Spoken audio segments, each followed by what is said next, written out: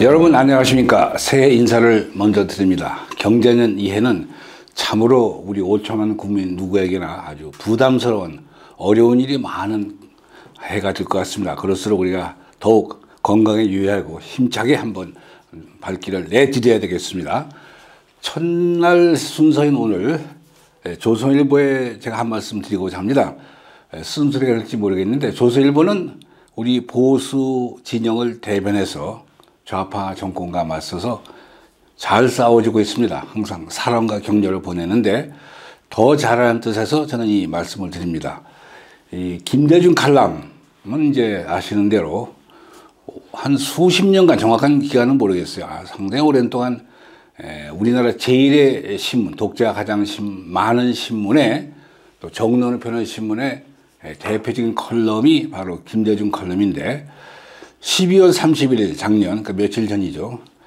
김대중 칼럼을 저는 참으로 오랜만에 읽었어요. 실 이런 걸 제가 항상 보진 않기 때문에 열심히 잘 쓰고 계신다 이렇게 든든하게 생각했던 중에 12월 31일자 칼럼을 보니까 제목이 뭐냐면 이승만과 박정희의 말로를 보다 이렇게 말씀하셨어요. 그러니까 아마 문재인의 요즘의 모습에서 이승만과 박정희의 말로를 보다 해서 앞에 문재인의 요즘 모습이라는 말은 빼놓고 이제 쓰셨는데 그 논지 그렇게 생각하시는 것에 대해서는 저는 뭐 별다른 이론은 없습니다. 그런데 다만 어떤 결론을 도출하기 위한 사실 인용해서 기초가 되는 사실이 정확했어야 되는데 제가 그 칼럼을 천벌이를 읽어가면서 깜짝 놀랐어요. 뭐냐면 뭐 읽으시면 많이 계시겠지만 우선 이승만 초대 대통령 얘기를 쓰시면서 뭐라고 그러셨냐면 김대중 전 주필이죠. 전 고문이 단임으로 돼 있는 대통령의 임기를 초대 대통령 안에 연임할 수 있게 한 사서의 개헌 가로 열고 1954년 가로 닫고 요 대목이 우선 눈에 띄는데 이것은 이제 아마 김대중 고문이 연세가 80이 되셨고 또 급히 쓰시느라고 착각을 했으시라고 생각은 되지만 너무나도 잘 알려진 얘기이기 때문에 어떻게 이런 실수를 하셨나 모르겠어요. 이 사서의 개헌은 그 당시 헌법이 단임으로 돼 있어서가 아니고 그 당시 헌법은 대통령은 두 번만 할 수 있게 돼 있던 거를 초대 대통령 안에서 두 번도 넘어서 세 번, 네 번 할 수 있게 그렇게 고친 것이 1954년 사서의 개헌인데 어떻게 이런 큰 사실의 왜곡을 착각을 하셨는지 또 그 바로 대목에 이어서 뭐라고 그러셨냐면 마침내 이승만의 장기 집권 기반을 마련한 3.15 부정선거가 자행됐고 이러셨는데 이 3.15 부정선거는 여러분 아시는 대로 그 당시 이승만 대통령은 상대 야당 후보인 민주당의 조명옥 후보가 선거 20일 전인 2월 26일 날 미국 월터리 병원에서 세상을 떠나셨기 때문에 이승만 후보의 대통령 당선은 이미 확정된 거나 마찬가지였습니다. 유료 투표에 3분의 1만 가져가시면 되니까. 근데 3.15 선거를 하게 된 이유는 부통령 후보인 이기붕 후보를 당선시켜서 그 당시 이승만 대통령은 85세에 고령이었으니까 요것이에 자기들 자유당 후보인 이기붕 부통령 후보가 부통령에 당선돼서 이승만 대통령을 승계해서 개수처에서 자유당에 집권하도록 그 당시에 그 부정선거를 자행한 최인규, 홍진기 이런 사람이 저지른 잘못이 3.15 부정선거인데 요 글만 읽어보면 이승만 대통령 자신의 당선을 위한 것처럼 그래서 이제 제가 두 가지를 지적했는데 이 짧은 글을 읽으면 제가 깜짝 놀랐어요.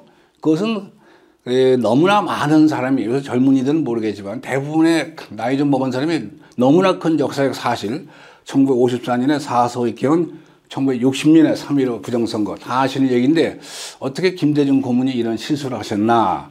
근데 전에는 이렇게 사설을 썼다고 그래요. 요즘은 모르겠지만 사설을 쓸 경우에는 어떤 컬럼을 쓸 경우에는 5분의 예를 들어서 논설위원이 계시면 논설회의를 해서 오늘의 논설 주제는 이거 한다. 그리고 이거는 A 논설위원, 이거는 B 논설위원, 또 이거는 C 논설위원 쓰시고 쓴 다음에 그 원고를 서로 돌려가면서 봐서 결론을 내가지고 이제 칼럼이고 사설을 실는 건데, 김대중 고문님의 경우는 이제 연세도 많고 원로고 이래서 감히 후배들이 그렇게 돌려가면서 읽지 않았는지 그건 모르겠지만 어떻든 이런 그 큰 실수를 저지른 거에 대해서 제가 좀 유감스럽게 생각하고, 말이 난 김에 우리나라 제일의 신문답지 않게 조선일보에 간간히 그런 사실에 대한 잘못 지적이 있어서, 기술이 있어서 제가 이제 말씀드리는데, 요즘도 실리는 조영원 칼럼이라는 그분은 주로 이제 우리나라 고사라든가 뭐 풍수질 이런 걸 많이 쓰시는데, 고건 씨,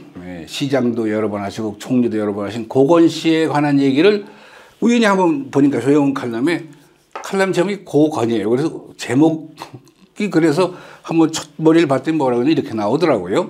우리나라에서 국무총리를 2번 한 사람은 고건밖에 없다. 그래서 제가 깜짝 놀라가지고 그 칼럼을 끝까지 다 읽었는데 전혀 사실과 다른 얘기죠. 장면 박사라든가 김종필 씨라든가 또는 백두진 씨, 총리를 2번 한 분 여러 분 계신데 그분은 그냥 다 그분 다른 분들에 대한 얘기를 모르신 채 또는 잊은 채 그 고건 얘기를 쓰셔서 제가 한번 그런 일이 있었어요.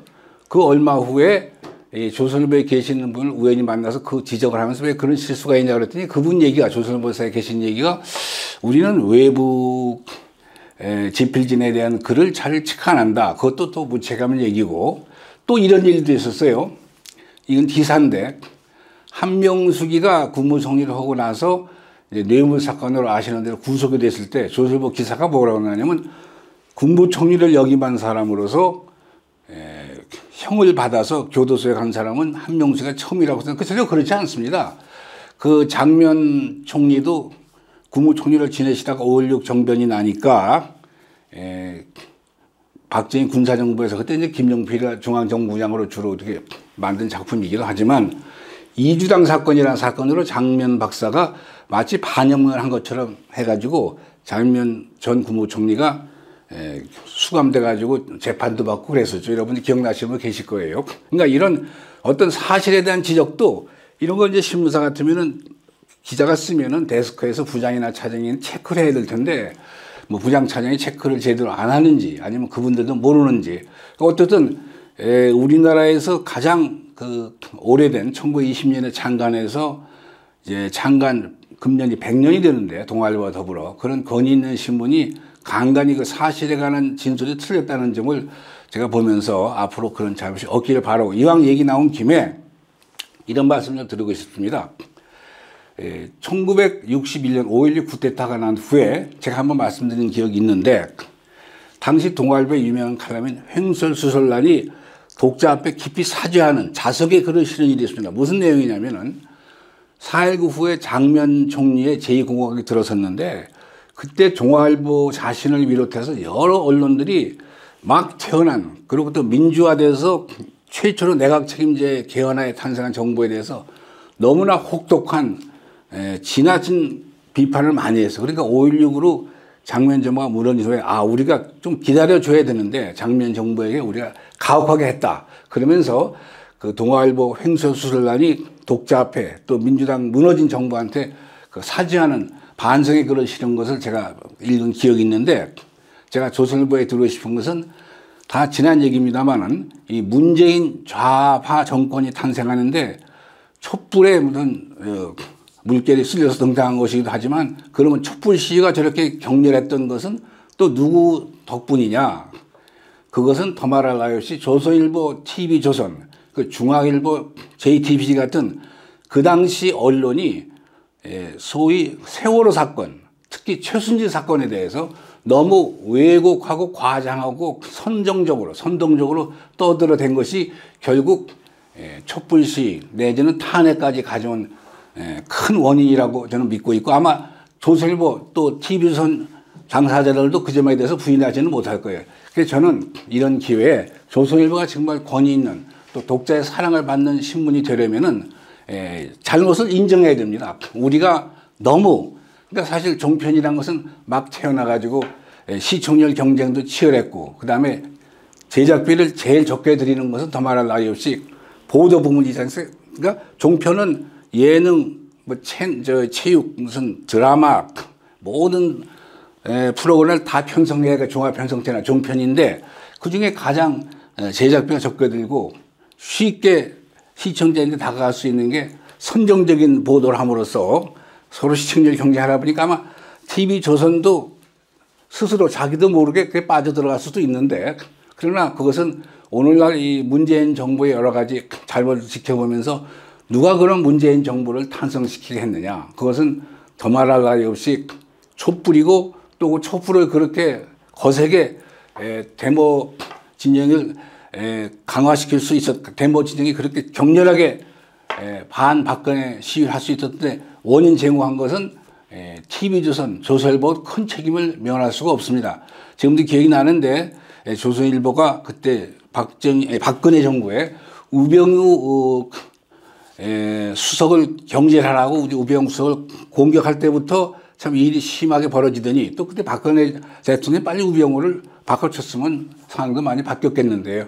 어떻든 세월호 사건과 이 최순실 사건을 겪으면서 조선일보, 특히 TV조선의 보도 태도는 아주 지금 생각해도 불쾌하고 큰 잘못이 아닌가 생각됩니다. 그래서 저는 다시 요약해서 말씀드리면, 저는 조선일보에 대한 사랑이나 어떤 감사함은 변함이 없습니다. 앞으로도 더 잘해 주시라 믿고 또 큰 경제를 보는데, 다만 그런 그 사실을 진술하는 데 있어서 적지 않은 실수가 눈에 띄니까 이것을 정정해 주기 바라고, 또 자기들 잘못을 발견했으면 그 다음날 바로 보도를 해야 됩니다. 잘못했다, 정정보도. 그것이 대신문의 태도고, 특히 최순실 사건 보도 태도, 그것은 우리 역사의 불길한 아주 불행한 어떤 전환점을 만드는 계기가 됐으니까 TV조선과 조선일보는 시청자와 독자 앞에 사과를 해야 되지 않냐 하는 게 제 생각입니다. 네, 여기서 마치겠습니다. 감사합니다.